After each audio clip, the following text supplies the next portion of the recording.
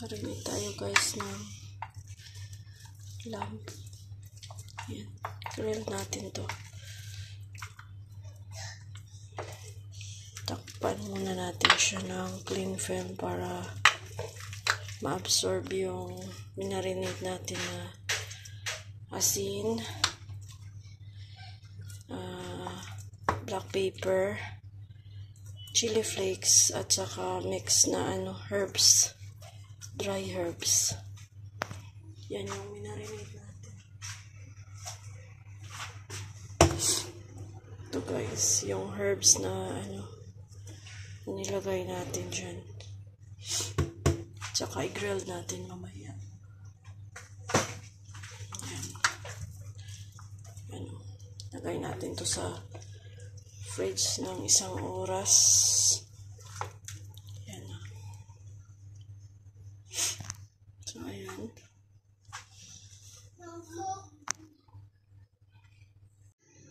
So guys, ito na yung ating minarinate na 1 hour. Yan. Buksan natin. Lagyan natin ng foil galing sa fridge. Tsaka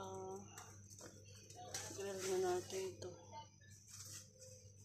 Yan.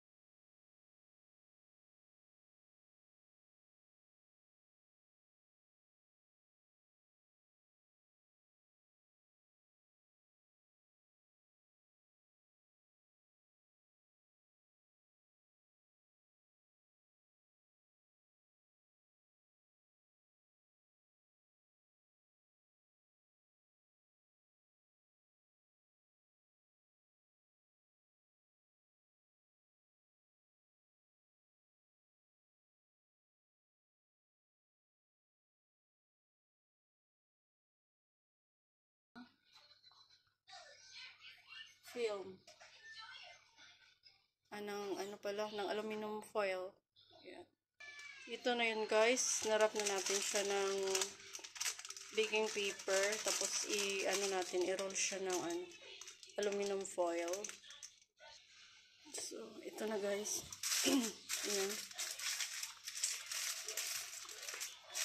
Binalot natin siya ng baking paper kasi para yun sa maluto siya at saka hindi siya masunog kasi pag direct sa aluminum foil masusunog siya, yung foil ay mainit. At saka ito naman may aluminum foil kasi para maluto siya. At saka yung steam hindi siya sisingaw. Ayan. Ilagay na natin siya sa oven. Lagay natin ng 2 oras guys. So, ayun guys, pinainit na natin yung oven. Pinasok na natin doon. Ayan.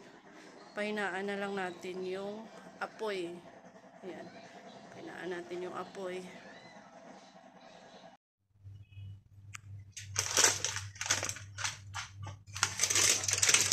So, ayan na yung ating grilled